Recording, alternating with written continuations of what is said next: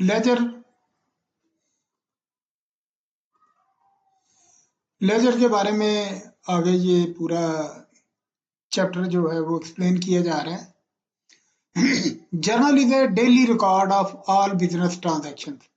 Journal में सारे daily transaction जो हैं रिकॉर्ड की जाती हैं। इन the journal all transaction relating to persons, expenses, assets, liabilities, and income are recorded. Journal does not give a complete picture of the fundamental elements of the bookkeeping. Properties, liabilities, proprietorships account and expenses, and incomes at a glance and at one place.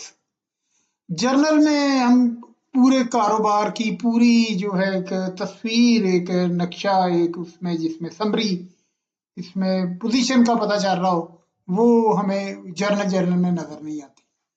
Journal में हम सिर्फ ये कर सकते हैं कि तरतीब से हम अपनी ट्रांजैक्शन जो है वो रिकॉर्ड करते जाएं।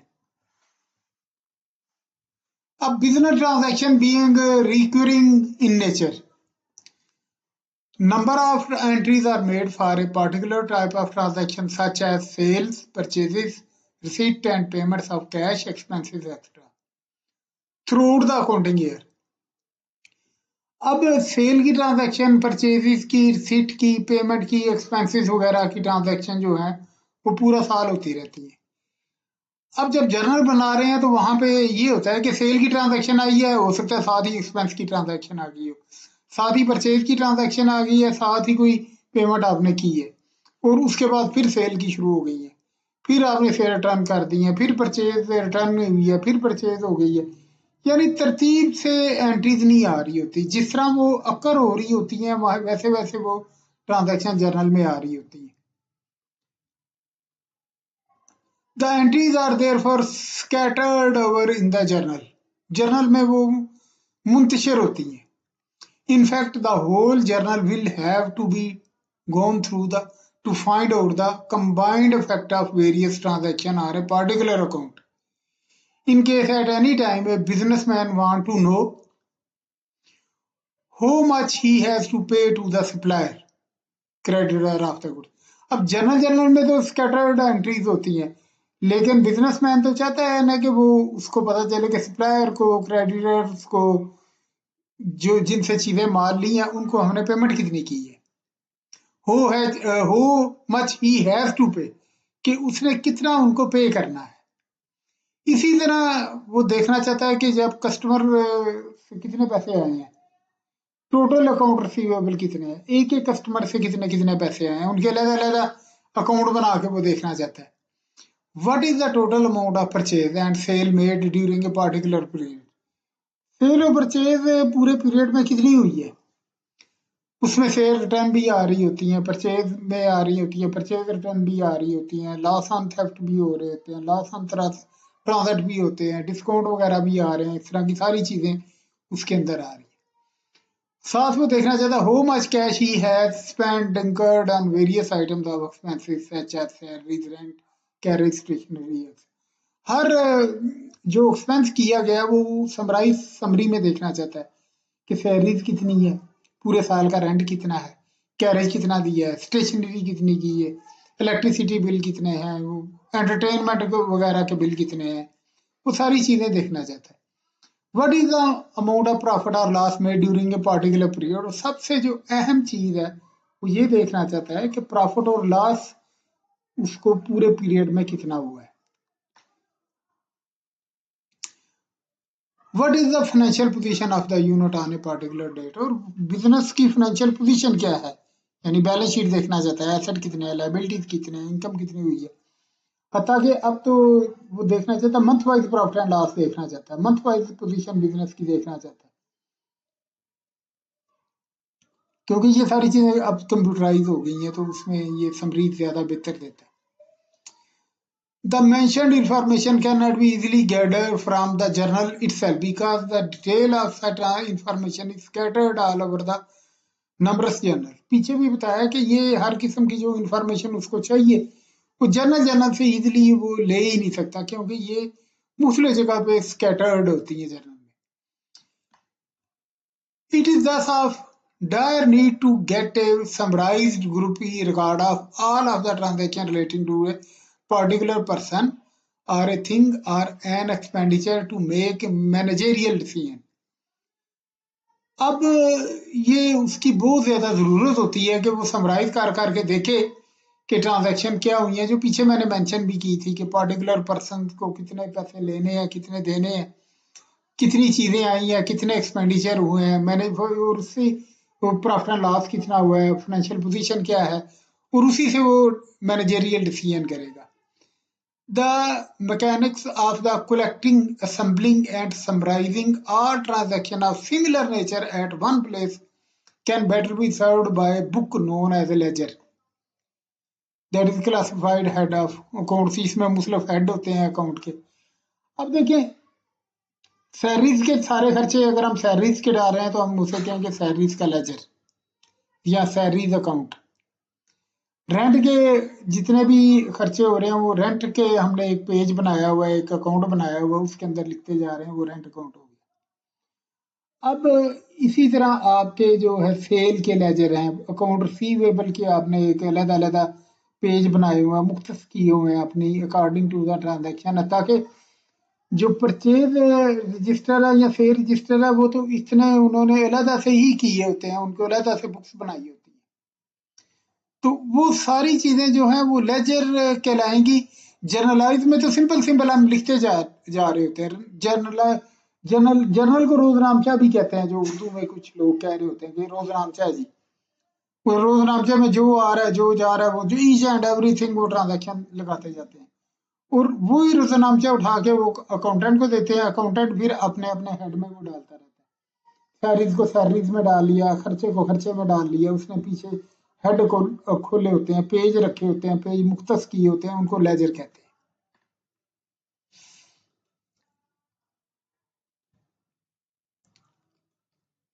Laser is a principal book of accounts of the transaction.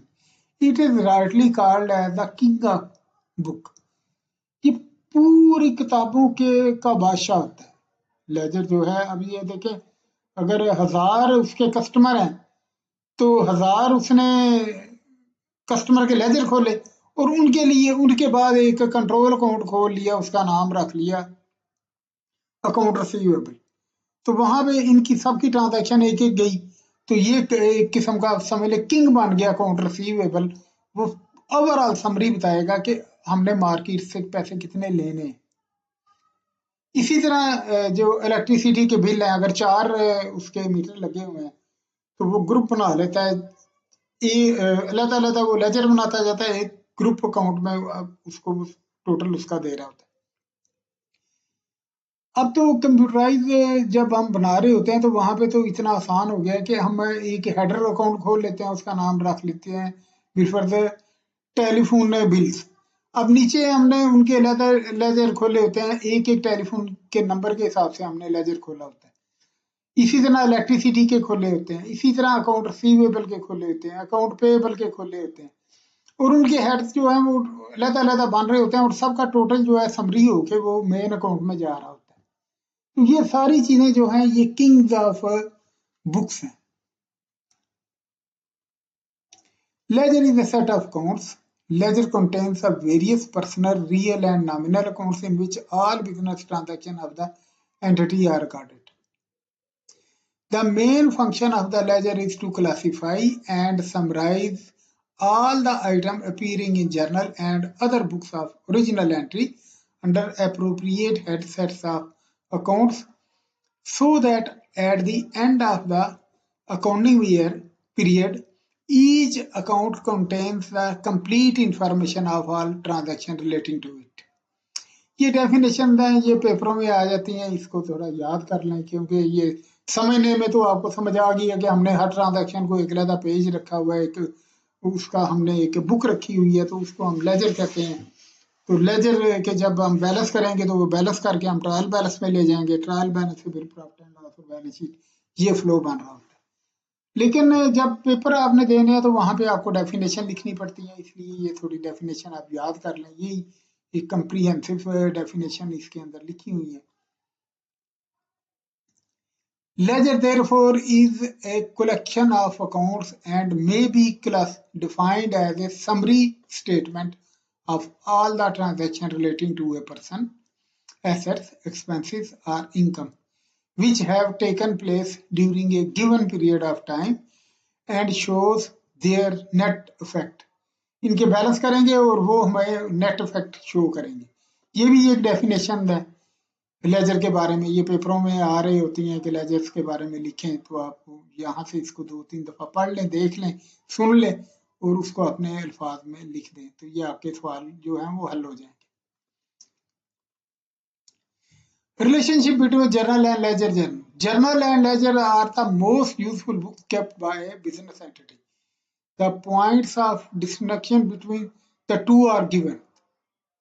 Journal is a book of original entry, whereas the ledger is the main book of account. Journal में तो ओरिजिनल जो एंट्री आ रही है तरतीब वाइज वो लिखते जाते हैं। सैलरी होगी सैलरी लिख ली, रेंट हो गया रेंट लिख लिया, एंटरटेनमेंट का पेमेंट किया एंटरटेनमेंट लिख ली, तरतीब से वो डेट वाइज और वो सीक्वेंस वाइज वो लिखते जाते हैं। यहाँ से उठा उठा के अपने मुतलका हेड में फेंकते जाते हैं, उसको लेजर कहेंगे, main book of account. In the journal, business transactions are recorded as and when they occur, date wise. However, posting from the journal is done periodically, maybe weekly, fortnightly, as per the convenience of the business. कई दफा ये daily भी कर रहे होते हैं, posting कर रहे होते हैं मुख्तलिफ लेजरों में। ज्यादातर अब जो क्योंकि कंप्यूटराइज अकाउंटिंग चल रही होती है तो ये डेली ही हो रही होती है। पहले ये होता था कि ये पीरियडिकली भी कर लेते थे, वीकली कर लेते थे, फोर्टनाइटली कर लेते थे, as per the convenience of the business. लेकिन अब लेटेस्ट जो रूल चल रहे हैं जिसमें कंप्यूटराइज अकाउंटिंग है, उसमें अब जर्नल जर्नल तो होती नहीं है, आपने जस्ट वोचर पोस्ट करते जाना तो वो अपने अपने लेजर में जाना शुरू हो जाएंगे।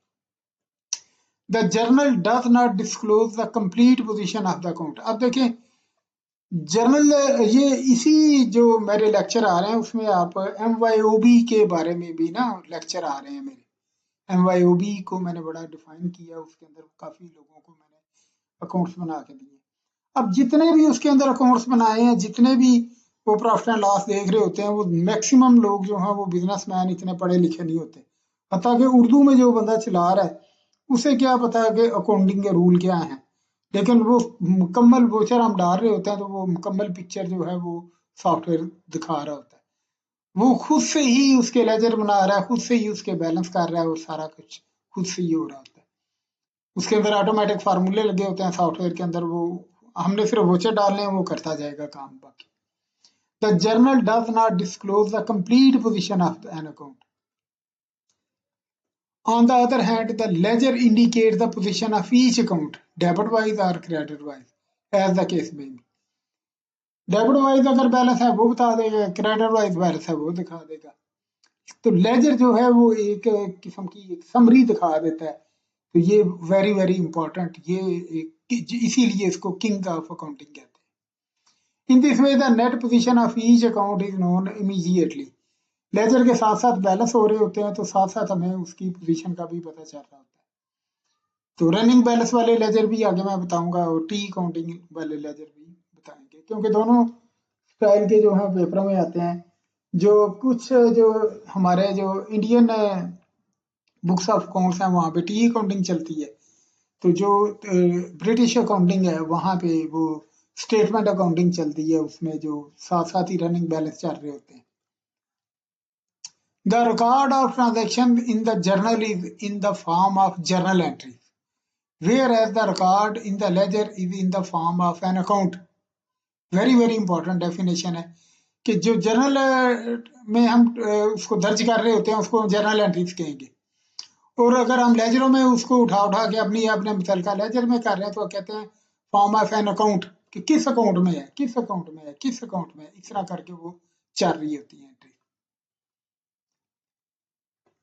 Utility of ledger, the main utility of ledger are summarise as under, यानी उसके अंदर समराइज होती है।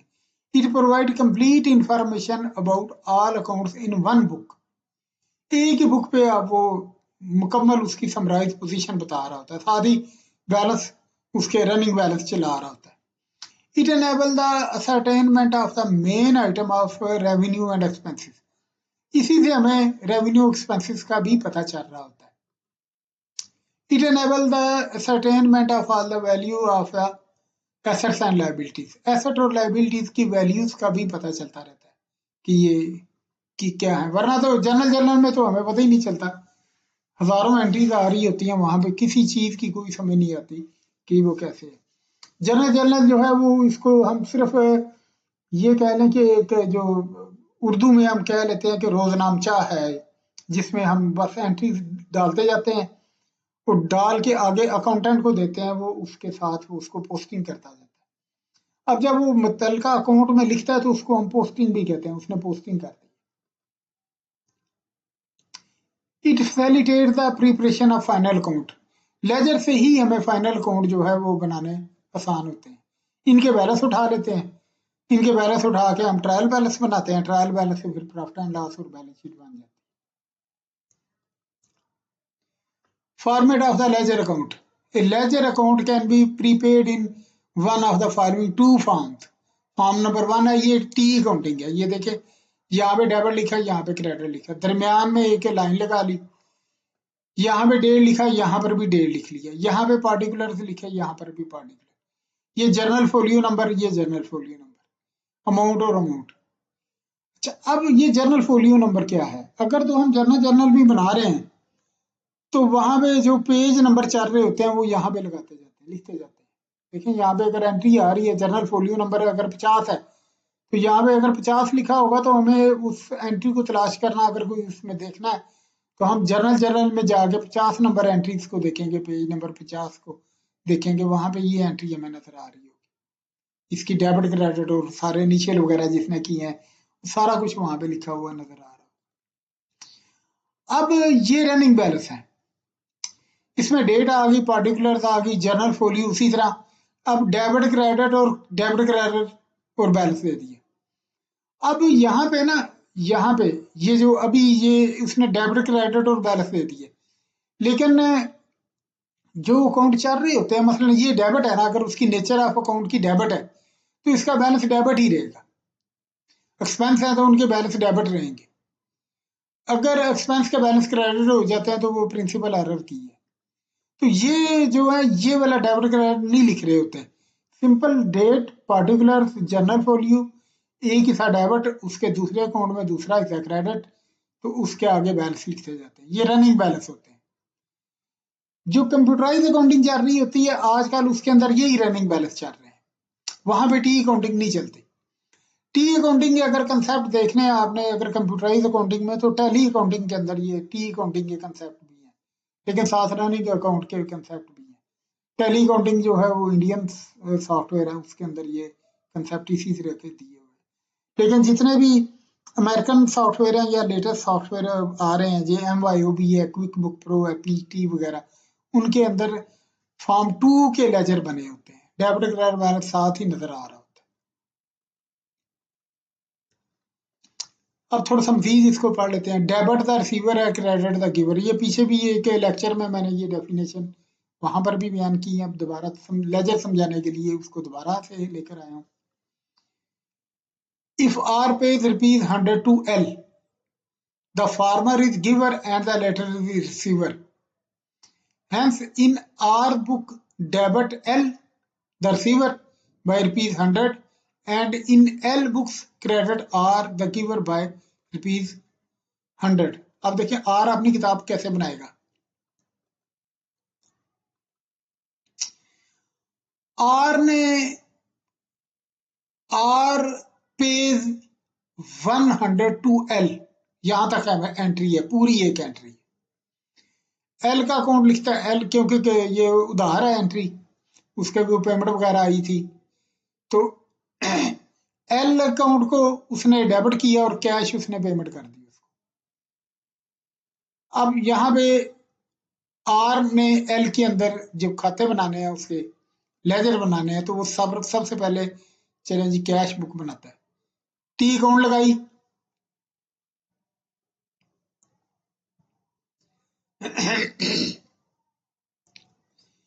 यहाँ पे देखें कैश क्रेडिट है, जो जो जो ऊपर लेजर बन रहा होता है ना, उसके अगेंस्ट जो डेबिट क्रेडिट होती है उसको पहले देख लेते हैं।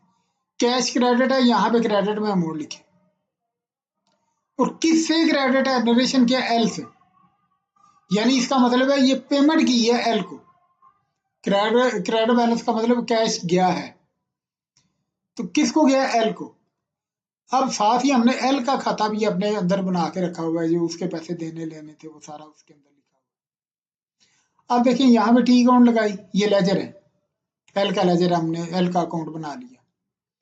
अब एल डेबिट है, यहाँ पे डेबिट में अमाउंट लिखेंगे, किसके अगेंस्ट, कैश के अगेंस्ट। अब यानी इसका मतलब है एल के पास ये जो पैसे आ रहे हैं ये कैश आ रहे हैं। दूसरी तरफ एल जब अपने कारोबार में बैठा होगा तो वो कैसे ये किताब बनाएगा, अपने पास ये एंट्रीज कैसे लिखेगा। जनरल एंट्री पहले क्या करेगा, उसके पास कैश आया है आर से, लिखेगा कैश आया आर से, साथ ही वो एक लेजर बनाएगा, पहले कैश का लेजर बना लेते हैं, टी अकाउंट बनाई। अब देखिए यहाँ पे वो कैश डेबिट है, तो यहाँ पे जो जो मैंने कहा ना, जो हेड होगा ऊपर, ये हेड है, उसके अगेंस्ट अगर डेबिट क्रेडिट है तो उसमें आपने वो चीज चेक करनी होती है कि डेबिट क्रेडिट है, ये क्या है। ये कैश है, अगर हम अकाउंट बना रहे हैं तो कैश डेबिट है, डेबिट में अमाउंट लिख दें। किसके अगेंस्ट है, आर से, नरेशन में आर लिख दें। अब ये आर की भी बुक बना रहा है, अंदर खाता बना रहा है, लेजर बना रहा है,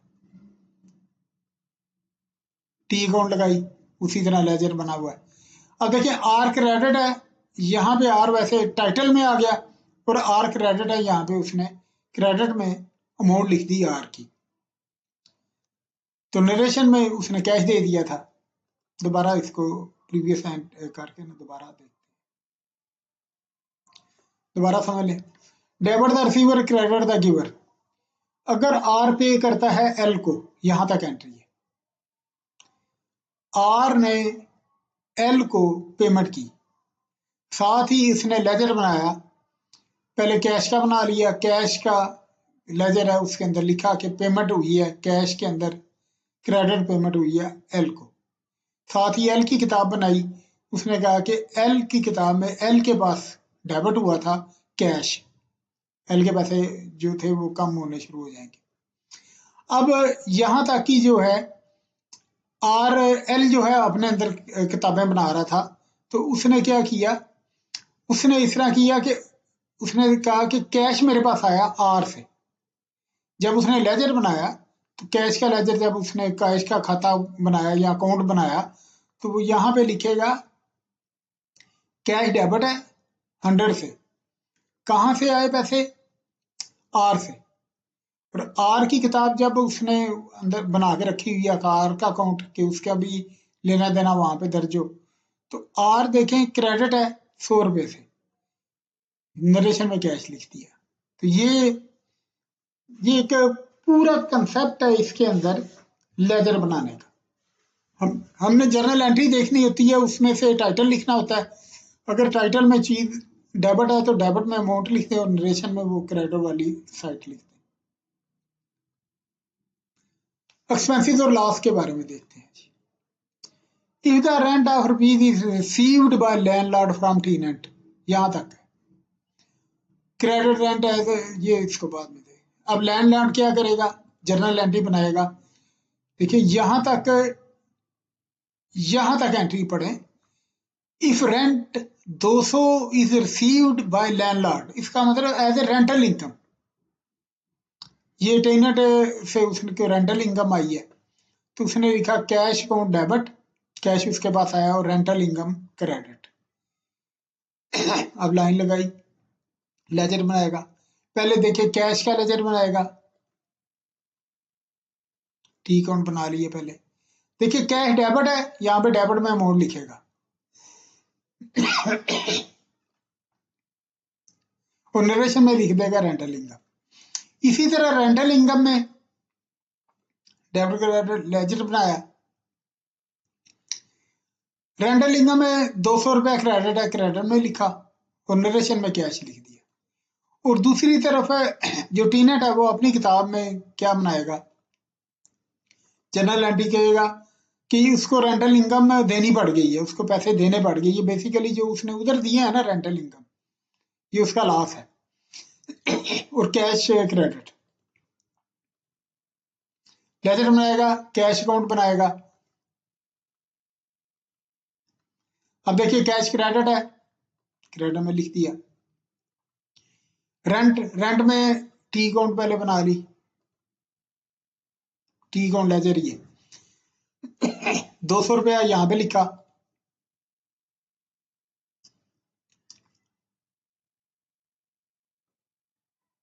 और कैश के अगेंस्ट ये आपके एक उसके कंसेप्ट हैं कि जर्नल जर्नल से अगर हमने लेजर बनाने हैं तो उसके कंसेप्ट कैसे, यही जो है ना, अगर इतने ही कंसेप्ट को लेके चले ना तो कभी भी आपको ये लेजर जो है नहीं भूलेंगे।